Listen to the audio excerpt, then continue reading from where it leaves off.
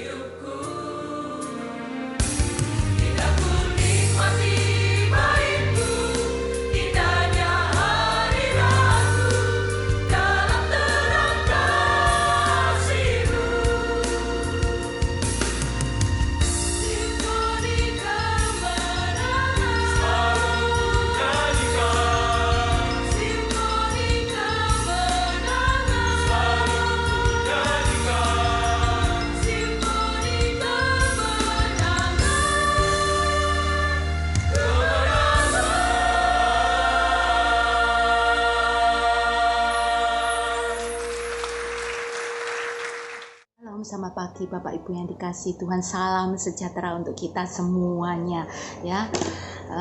Pagi hari ini kita akan kembali merenungkan kebenaran firman Tuhan. Firman Tuhan akan kita ambil di dalam Matius 5 ayatnya yang ke-7. Dikatakan di situ, berbahagialah orang yang murah hatinya karena mereka akan beroleh kemurahan. Pagi hari ini kita akan berbicara tentang murah hati.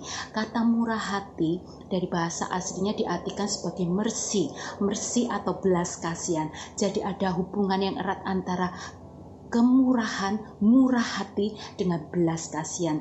Juga kita pernah mendengar bahwa Tuhan Yesus pernah berkata, yang ku kehendaki adalah belas kasihan dan bukan persembahan. Ya, jadi kita tahu bahwa Tuhan sangat mementingkan umatnya untuk memiliki belas kasihan, memiliki kemurahan hati lebih dari banyak melakukan persembahan. Karena itu ada dua hal yang ingin saya sampaikan pagi hari ini mengenai kemurahan hati. Yang pertama, apa arti dari murah hati? Ya, murah hati di sini saya tidak akan menyampaikan penjelasan sesuai dengan kamus ya, arti dari murah hati, tapi kita akan melihat bagaimana Alkitab mengartikan murah hati itu. Kalau kita berbicara tentang murah hati, maka kita akan teringat sebuah kisah yang sudah pernah kita dengar di sekolah minggu, yaitu orang Samaria yang murah hati. Ya, kisah ini kita dapat lihat di dalam Lukas 10 ayatnya yang ke-25 sampai dengan 37. Ya, tapi yang akan menjadi perhatian kita adalah pertanyaan yang Tuhan berikan yaitu kepada orang-orang Farisi dan orang-orang yang ada pada saat itu setelah menyampaikan perumpamaan ya, menyampaikan perumpamaan itu. Pertanyaan adalah siapakah sesama manusia daripada orang Yahudi itu? Lalu kata orang-orang itu, mereka menjawab adalah mereka yang telah menunjukkan belas kasihan. Nah, kalau kita tahu cerita tentang orang Samaria yang murah hati, bagaimana dia mulai melihat ada orang yang memerlukan pertolongan, dia menolong, dia memberikan hartanya. Kita tahu ceritanya ya. Jadi murah hati itu dimulai dari 4 hal. Yang pertama, murah hati itu timbul.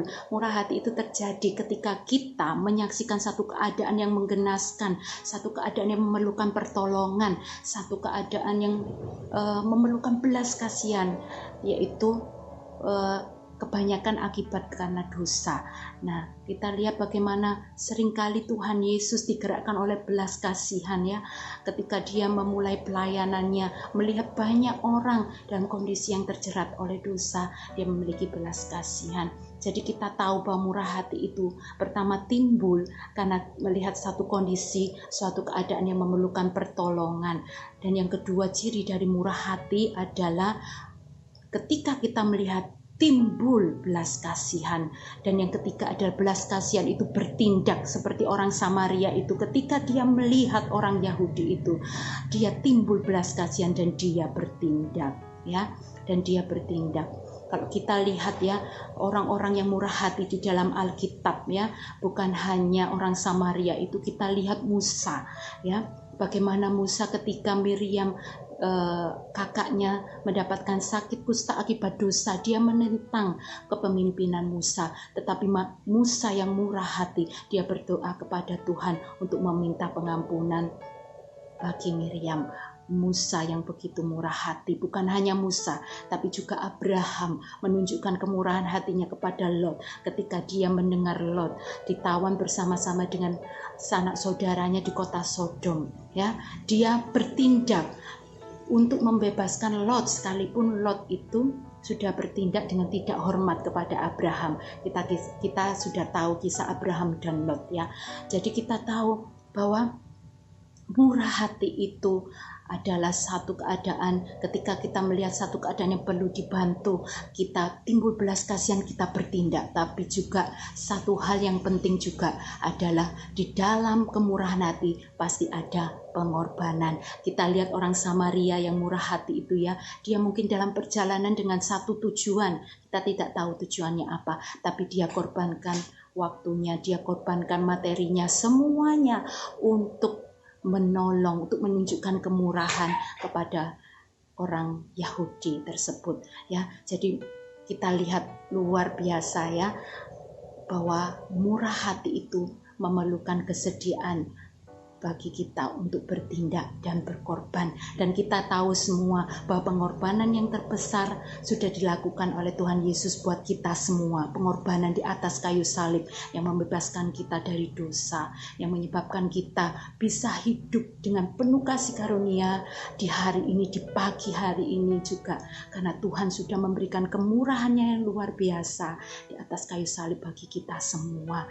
Nah, yang kedua, ya, kalau kita sudah mengerti arti tentang apa itu murah hati, ya, yang kedua adalah siapa orang yang murah hati itu. Ya, kalau kita berbicara tentang siapa orang yang murah hati, ya, tidak kebetulan di dalam ucapan bahagia di dalam ayat 3, 4 dan 5 di dalam pasalnya yang kelima, ya, sebelum ucapan bahagia di ayat yang 7, ya, disusun dengan begitu runtut.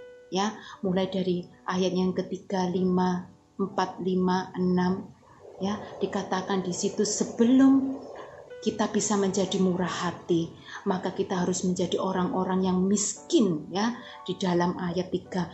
Miskin apa? Di hadapan Tuhan, orang-orang yang bangkrut secara spiritual, orang yang mau menangisi dosa, memiliki hati yang lemah lembut, hati yang memohon belas kasihan Tuhan. Mereka itulah yang bisa memiliki hati yang murah hati. Orang-orang yang murah hati adalah orang yang sudah mengalami kemurahan Tuhan. Tapi kalau kita lihat di dalam Matius 18 ada satu perumpamaan tentang pengampunan. Cerita ini menyatakan tentang orang yang sudah mengalami kemurahan hati yang begitu besar. Tapi itu tidak menjadi jaminan bahwa dia dapat menjadi orang yang murah hati. Ada seorang yang berhutang 10.000 talenta. Dia mendapatkan pembebasan kemurahan hati dari Tuhan yang membebaskan hutangnya, tetapi dia tidak bisa bermurah hati kepada saudaranya yang berhutang hanya 100 dinar.